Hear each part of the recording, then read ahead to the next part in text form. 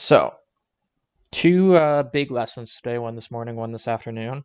When I talk about teaching calculus as three different cycles, these are really the first skills that are going to keep coming up over and over through the course today. So they are big ones. The first one, what we're doing this morning, is we're going to learn how to find the derivative of any polynomial function and do it with zero effort. So we're going to be able to look at a polynomial and we're going to be able to write down the derivative right away without having to do that whole limit as h goes to zero business. So the first thing to get us started is not super clear on this graph, but that's the x-axis. That's the y-axis. That's the x-axis. That's the y-axis. Not too important. But what I want to do is think about, this is some kind of cubic function here. I want to think about what its derivative would look like. Looking at that function, what do we know about the derivative function?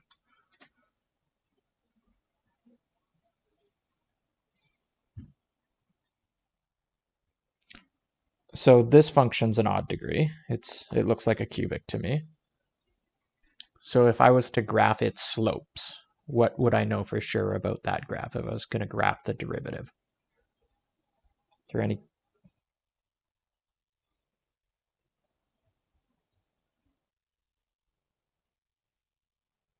Right, and why? Like, what about this shape that I see tells me something about the derivative? What points can I pick out that would definitely be on the derivative? Let's go there. Right, so I know like this point, the slope's 0. So the derivative should have an x-intercept there. The derivative should be 0 there. And same here. Derivative should be 0 there. For this whole section of the graph, from there to there, what do I know about the derivative?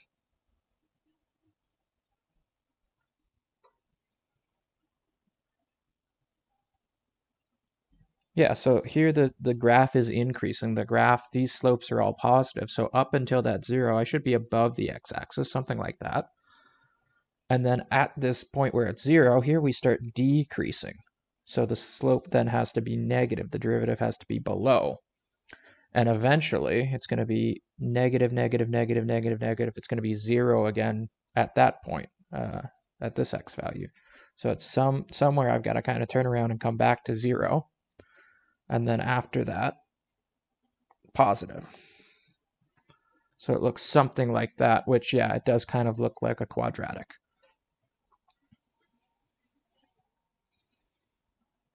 We technically don't at this point. We're just looking at what's going on with the slopes and drawing it. I'm guessing the person that said quadratic has maybe done some Googling on their own.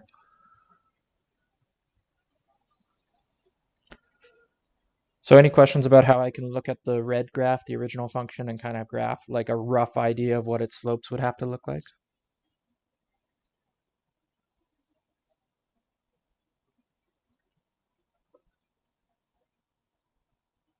The graph we just did. Any questions before I do the next one?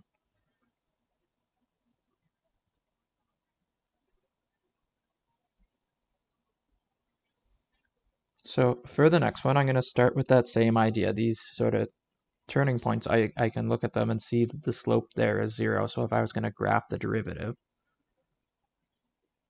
I would have zeros there.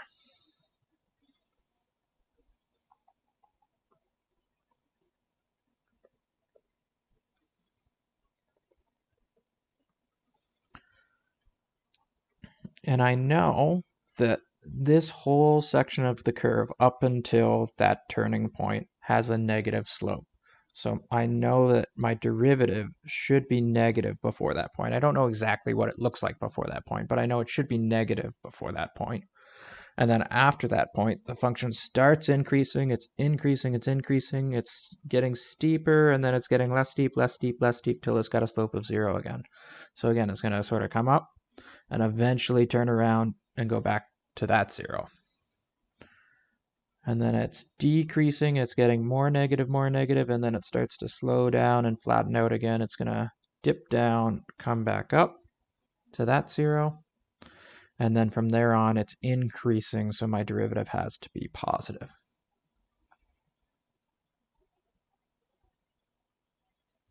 So something like that. I don't know exactly how high these goes. I don't know exactly where the derivative should turn around.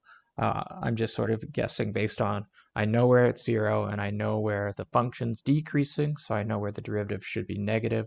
I know where the function's increasing, so I know where the derivative should be positive. So that's sort of the logic that I'm applying there to make that picture. And then if you're going to use your advanced functions, what would be your best guess for the degree of the original graph here in red?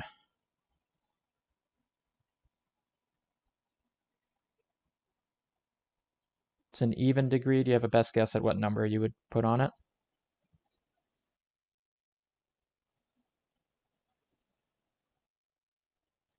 Yeah, so to me it looks probably like degree 4. I don't see any, it's definitely not degree 2. It's more than 2.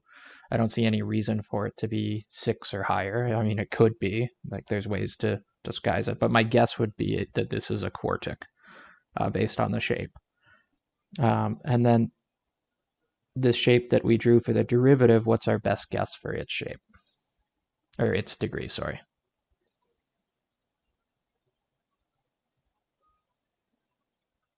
It looks like a cubic to me.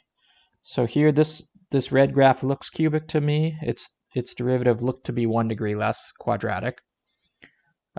This red graph here looked to be degree 4. Its derivative looked to be degree 3, just from our rough sketch. So that's sort of giving us an idea.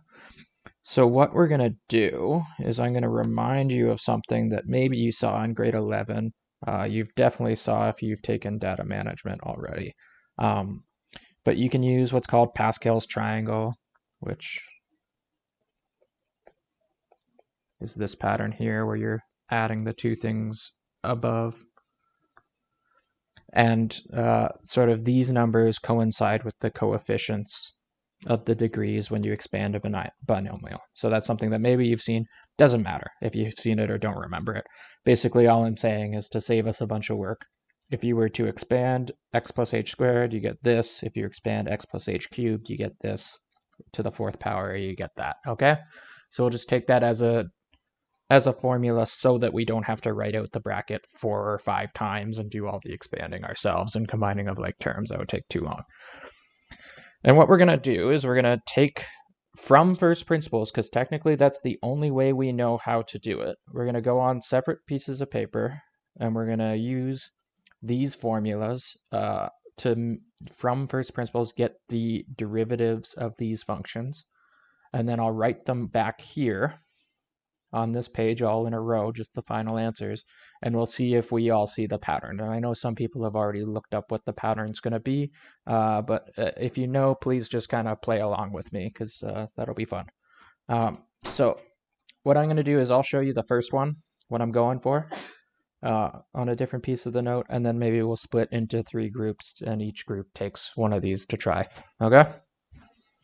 So I'm going to go find my separate piece of paper. And there's my first function. And if I can find my mouse cursor, don't know what screen it's on. There it is.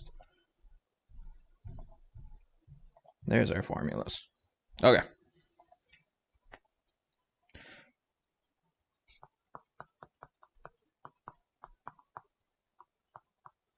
Oops.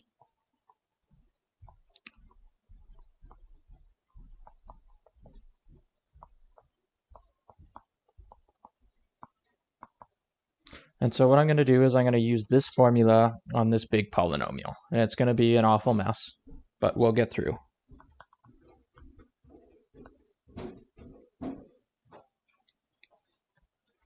So 2 times, replacing x with x plus h, minus 4 times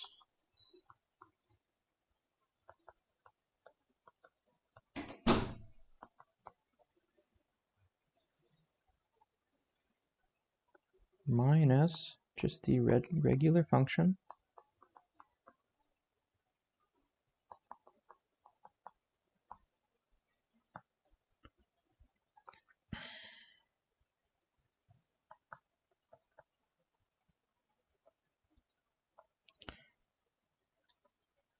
And so now I'll show you what I mean by using this. So our first bracket is x plus h to the power of 4.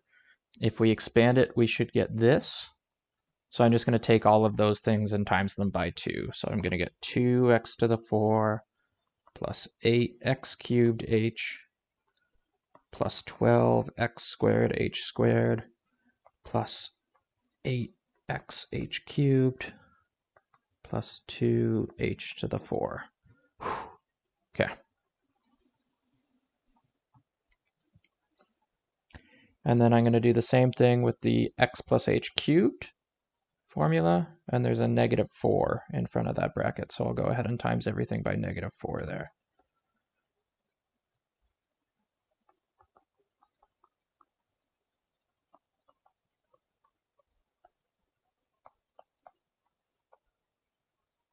Cubed.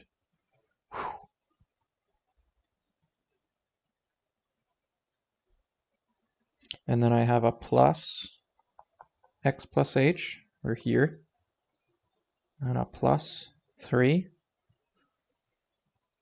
I'll take a break. Has anyone seen me screw anything up yet?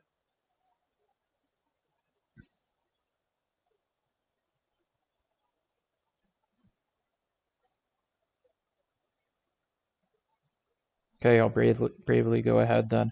So I'm going to just pass the negative into this bracket. Plus 4x cubed minus x and minus 3.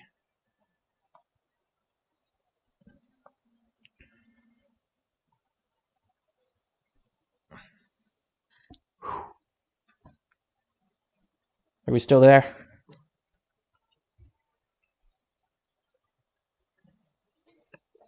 Okay, so this one's obviously like bigger and messier than the ones that I gave you on the first day when we were doing first principles.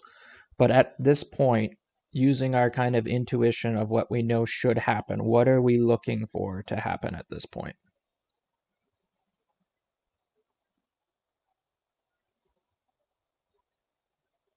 Kind of. All the values that don't have an h have to cancel at this point so that we're going to be able to cancel this h on the bottom later, because we can't have a division by 0. So if I look, this 2x to the power of 4 has a negative 2x to the power of 4 way down there.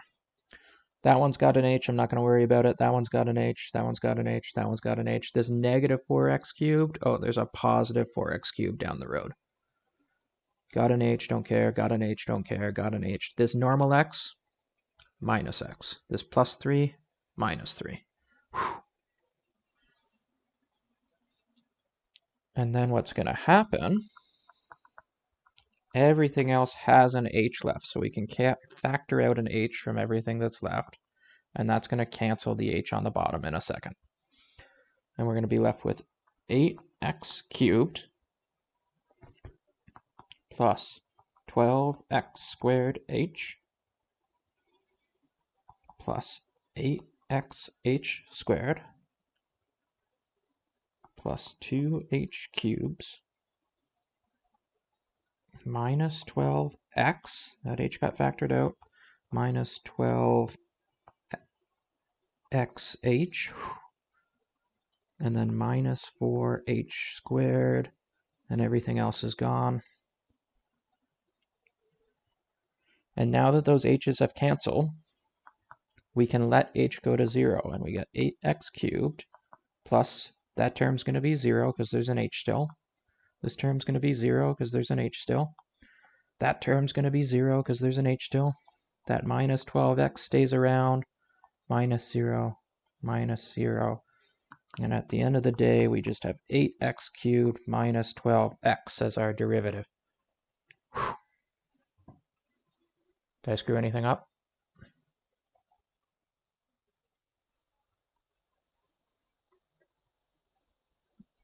Oh yeah, because this h. There's an h here that didn't cancel. Yep, you're right. And then I missed a square somewhere. Where was this h? Minus 4h squared. Yes, plus 1 at the end from this h that I missed when I factored out the h. So there's another plus 1. And yeah, this 12 should be squared, so why isn't it? Oh yeah, because it's 12x squared there. this term. So I screwed up twice there. Thanks for people that know the rule and know that I screwed it up. That look better?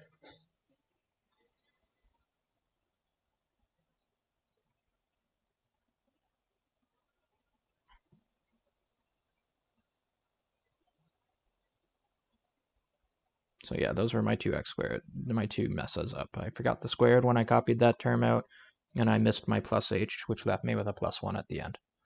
Whew. So what I'm going to do is I'm going to go back to my lesson.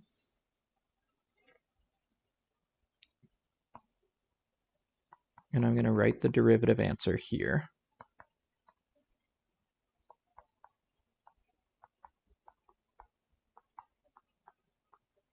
Like so. All right. So what I want to do now is send you off to do one of these. I'll make everyone kind of do one on their own. So I'll go back down to show you my messy work of how I just did that. But basically, there's about 30 of us. So if we were to split into 3 groups, there should be about 10 people on each one. I want you to pick one just to guarantee that we get somebody working on each one. Can I have like 3 people come on and say that they're going to take this first one?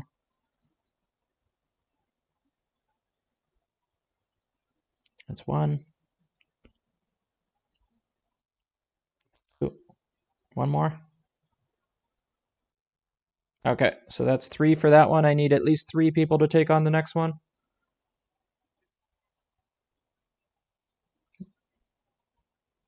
Okay. 1 more. Thanks. And then 3 for the last one. Thank you. Thank you. Okay, so we've got some people on everyone now, so everyone pick one of them. If the first one's got a power of 4, and then you have to deal with a power of 3, the people that have to deal with the power of 5, I skip all the way to power of 2 to give you a bit less to write out. Okay, so I will scroll down to my work in a minute. I'll just give everyone a chance to copy these down if you're not looking at the PDF or don't have it printed.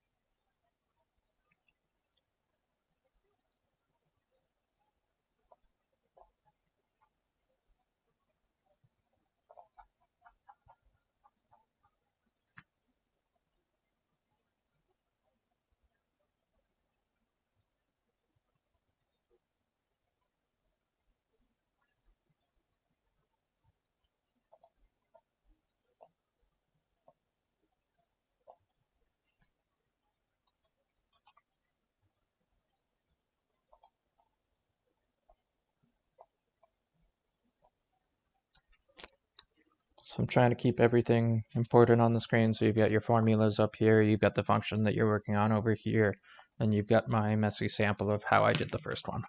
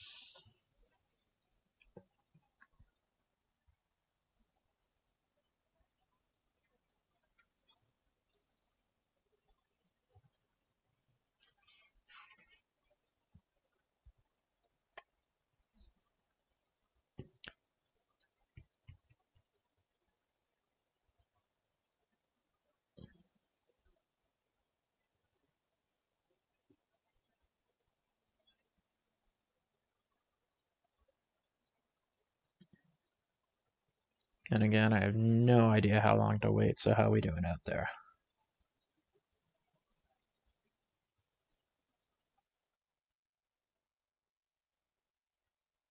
Okay. Sweet. So I will scroll back up to the main part of the note.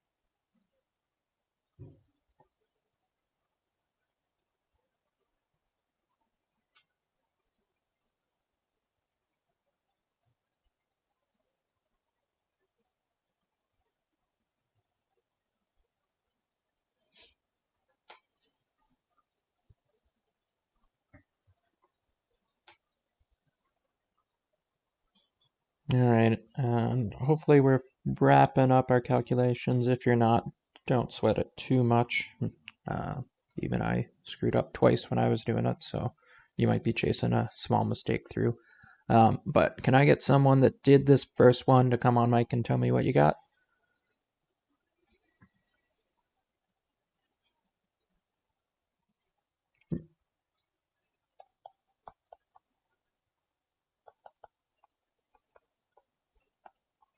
Okay. Other people, do you agree with that one? Yeah, I agree with that one too. So let's try the next one. Who got the next one?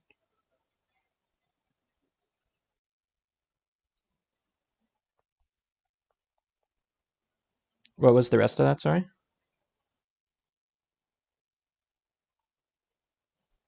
There was a mistake there.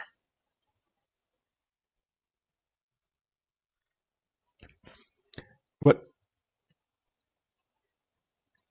for this one here? Sorry. You got 10x to the power of 4. What was next?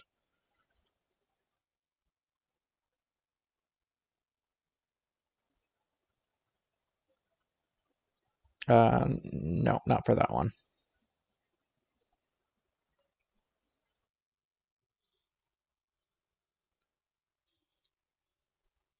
There we go. Yeah, and then like I said, I screwed up in two spots and needed folks looking over my shoulder to get it right. But yes, that is the right way. That's how that one should come out. And then one more brave person. Let's get through this last one.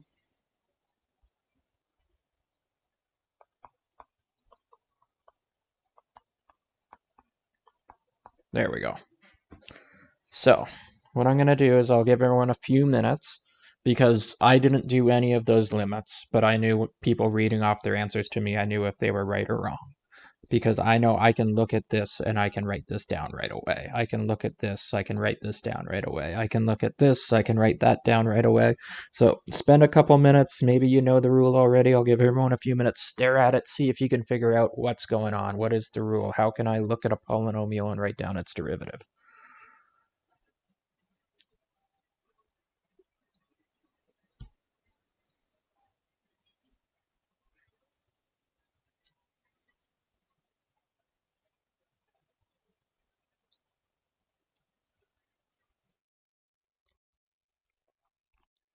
Just take a couple minutes, think it out in your head, and then we'll talk about it. I just want everyone to have a chance to think about it if you don't see it right away or you haven't seen it before.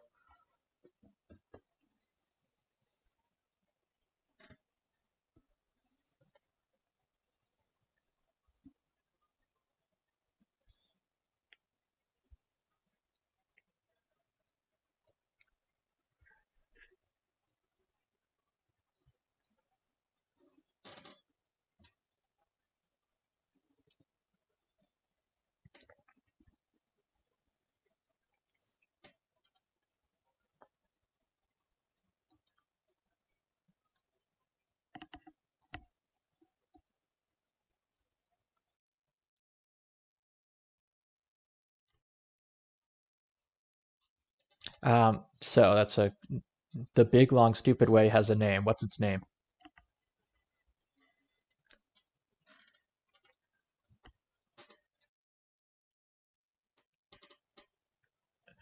So when you're using that limit, the limit as h goes to 0 of f of x plus h minus f of x over h, that is called solving a limit from first principles. Or sorry, solving the derivative from first principles. It's called first principles because it is the definition of what a derivative is.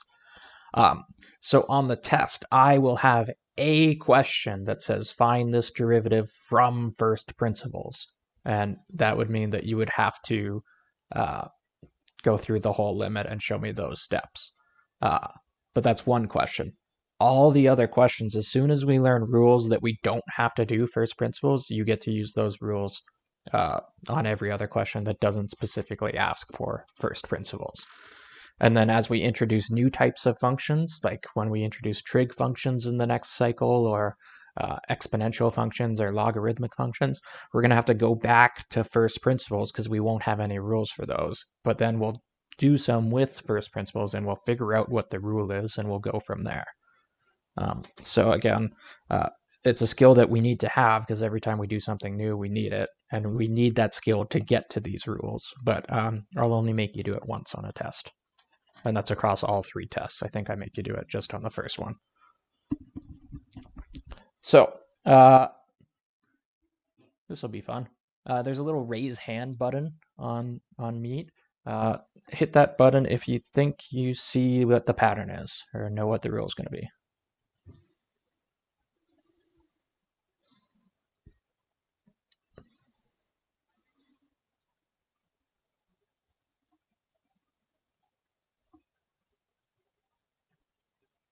Okay, that's good. So that's looking about half. So that's good. So now you can hit that button to make your raised hand go away. And then somebody, if you want to come on and tell me out loud what you think, if you can explain this rule to me.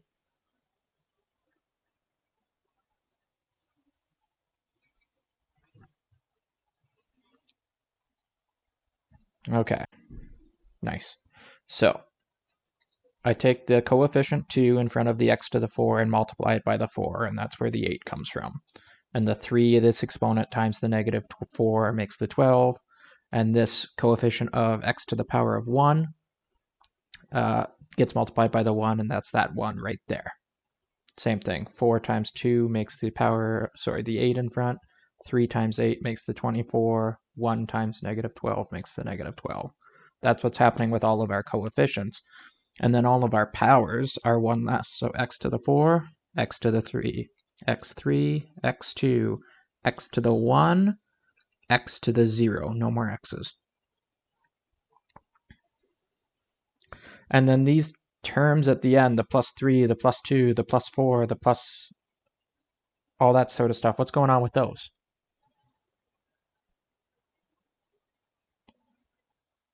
They're just gone, right? It doesn't matter. If this was plus 31, the answer would still be that. So does anyone have any idea why those numbers, those constants at the end, don't change the derivative?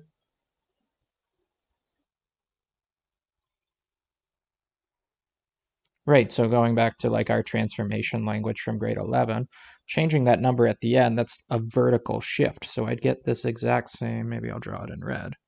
If I change that value at the end, I might get the exact same shape, just shifted up or down. And if I take that shape and shift it up or shift it down, it doesn't change the slopes. It's not changing the shape of the graph. It's not changing any of the rates of change.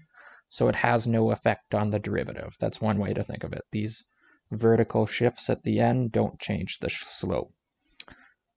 How can we think of the rule that we just used making those constants go away, where the exponent multiplies by what's in front?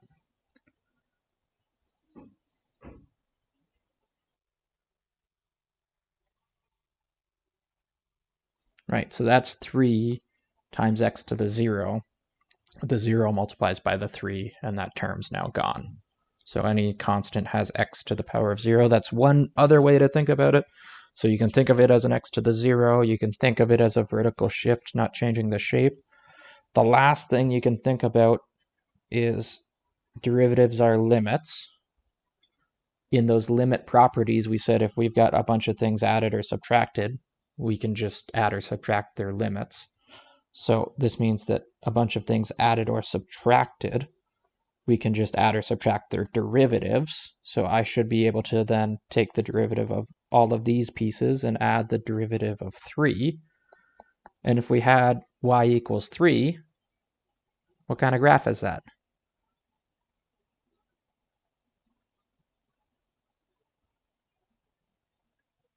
That's a horizontal line, and a horizontal line has a slope of 0. So the slope of this 3, this 1, this 2, and this 4, the slope of those constants is 0. That's a third way to think about those constants just not affecting the derivative. Whew, that's a lot of talking. How are we doing out there?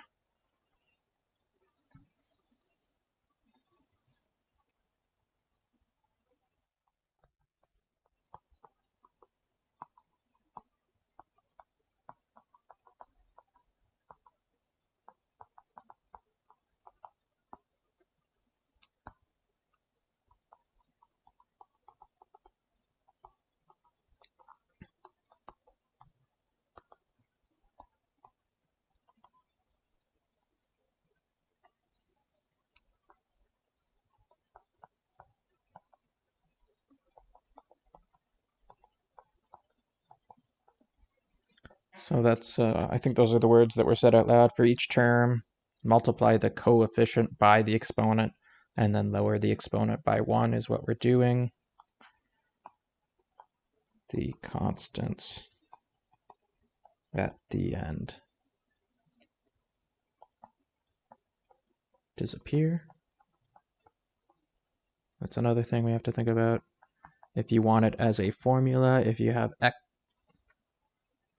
f of x is x to the power of n, the derivative of that function would be n times x to the n minus 1. So that's that power coming down in front and then subtracting 1.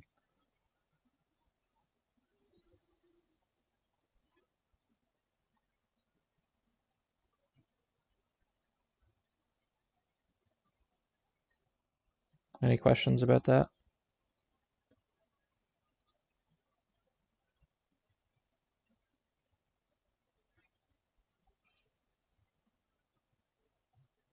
Okay, and just as a warning, Evan, you got your mic on again. No worries. Okay.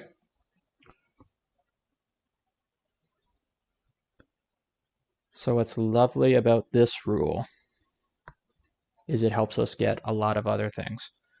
So if you look back at your skill 2 practice at some point today, you'll see that I made you do from first principles y equals 8 over x. And your final answer was y prime, the derivative is negative 8 over x squared. And what's kind of exciting to me and what's sort of cool is that in fact this is that exact same rule that we just did. It's just kind of disguised. So give you a minute to look at that, and then in a minute I'll ask see if anyone can pick out how is this example 8 over x has the derivative negative 8 over x squared. How is that this rule in disguise?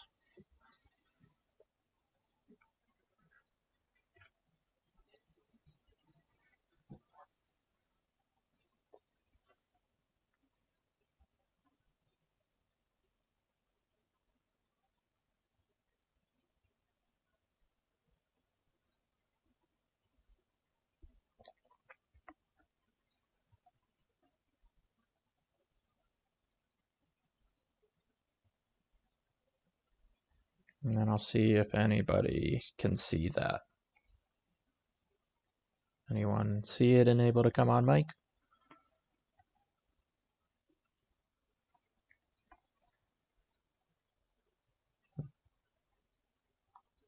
Right. So that's what negative exponents do, right? Negative exponents bring things down to the denominator. So if you have an x in the denominator, you can actually write it as a negative exponent in the numerator. And now it kind of looks like this, x to the power of n.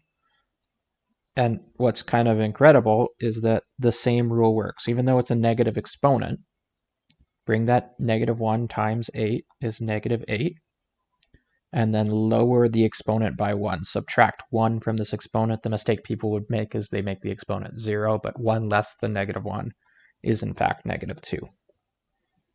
And then you could write that as a positive exponent in the bottom afterwards. So anytime I see a denominator of x or a denominator of x cubed, I bring it upstairs and make it a negative, and then I can use my polynomial rule, which, yes, this is called the power rule for derivatives if you want to Google later, but that's what it's called. Any questions about that example?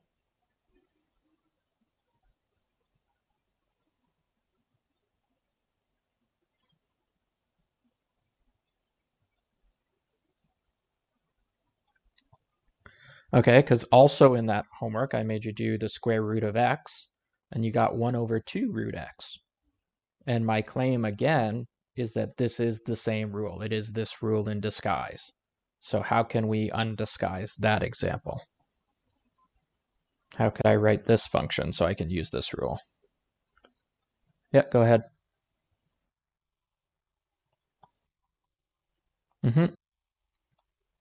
And so a square root is the power of 1/2. A cubed root is the power of 1/3. So you can change any roots into powers, and then amazingly, this same rule works somehow.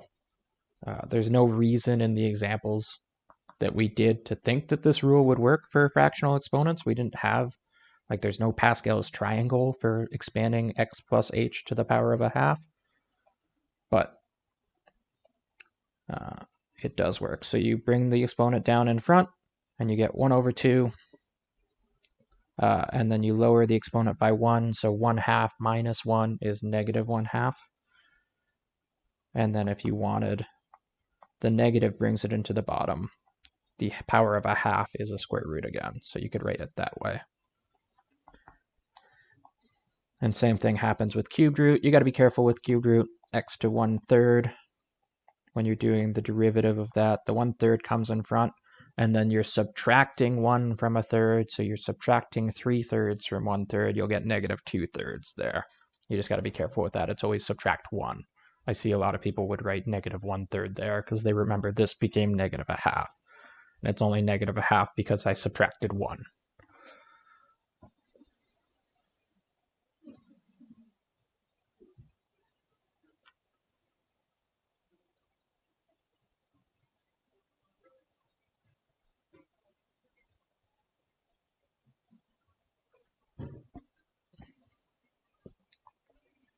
Okay, and I'll just tell you that I was dishonest there because I didn't actually make you do just square root of x. I made you do the square root of 5x minus 1 in the homework if you look. And you got a derivative, I'll just write it down here because I'm overcrowded, of the bottom was 2 times the square root of 5x minus 1,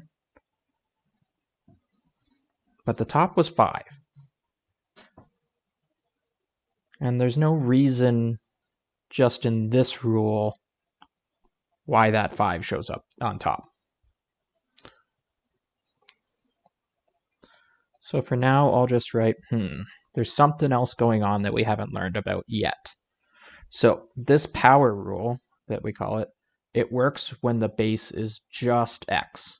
If it's just x to the power of n, you can bring that n in and bring that over. But when it's not just x in there, you can see something is happening that's similar. You still get that 1/2, 5x minus 1 to the -1/2, but for some reason, there's this extra 5 hanging around. And right now, we don't know why. And we don't have to know why at this point. But that's just my warning. For now, this rule works only when the base is x. If the base is more than x, you technically don't know how to do it at this point, and technically you should be doing first principles. And you might have a guess as to why that 5's there. It's absolutely there because of the 5 inside. There's definitely a relation there. We just haven't talked about that yet.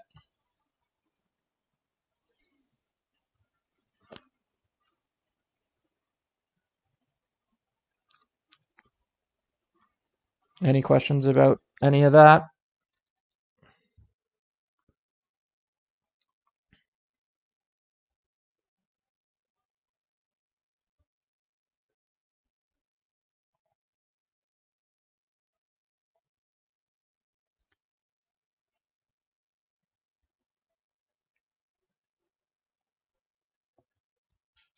Okay, so exit card. I want you to be able to get the derivative of this function here in 8 seconds or less. So I'll give you a chance, just do that now. Write it down, and then I'll write out my answer, and then I'll send you off on the practice.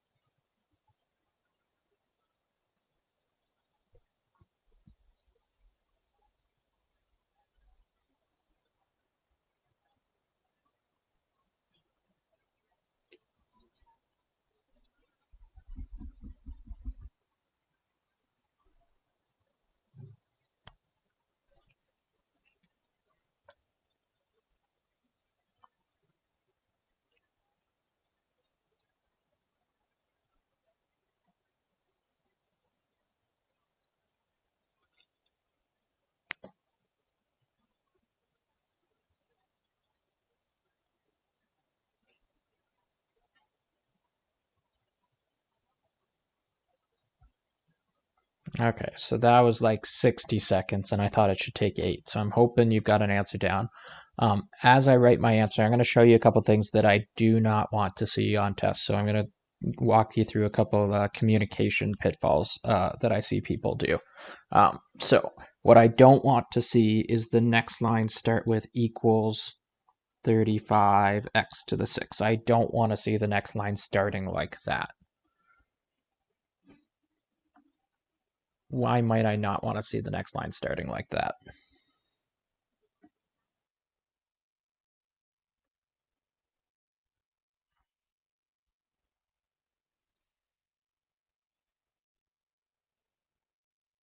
Right. So that's the first. When you take a derivative, don't just put an equal sign in front, because that makes it looks like this function's the same as this, and they're not the same function. It's a new thing. So you might start with an f prime of x. That's the first thing I'd want to not see.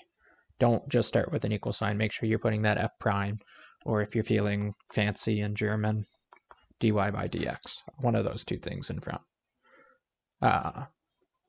That's what I don't want to see. I also don't want to see this.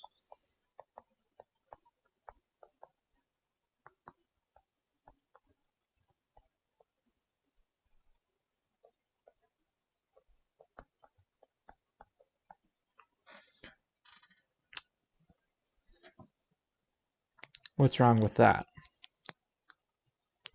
Communication-wise, because this final line is the correct derivative. If I didn't screw anything up. I did screw something up. No, I didn't. It's a 15. I'm good. Not just that. Technically it is, right? 6, 1, and -4. It is from highest to lowest. So this final line's good. It's this line I don't want to ever see. What's wrong with that line?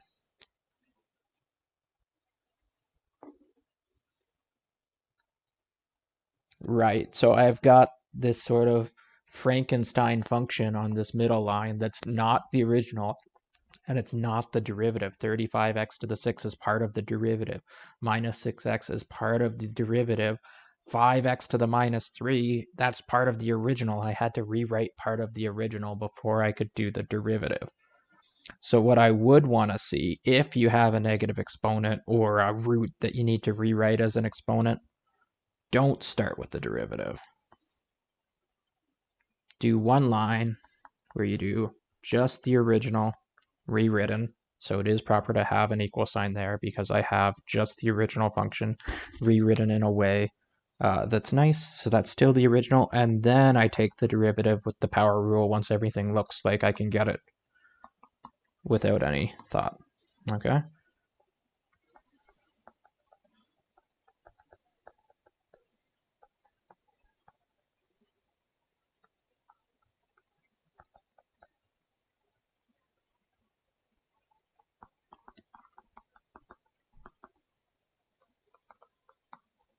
So those are my two kind of communication things. Any questions about that exit card?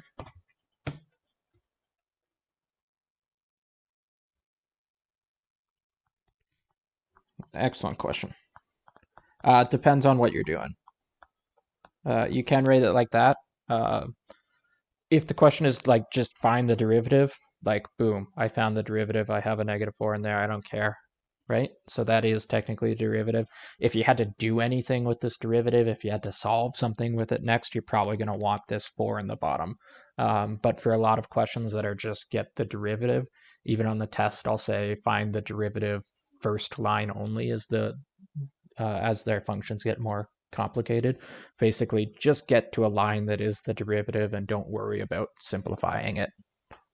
If it says find the derivative and simplify, then yeah, I'd probably want it like that.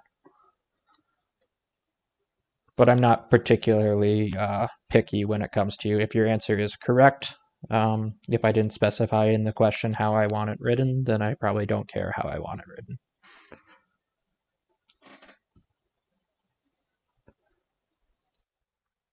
Okay, so I'm going to stop talking for a while. You've got the rest of the morning to work on these 5 practice questions. Yeah, answers are at the bottom, and then we'll come back on this afternoon and we'll work on finding max and mins of functions.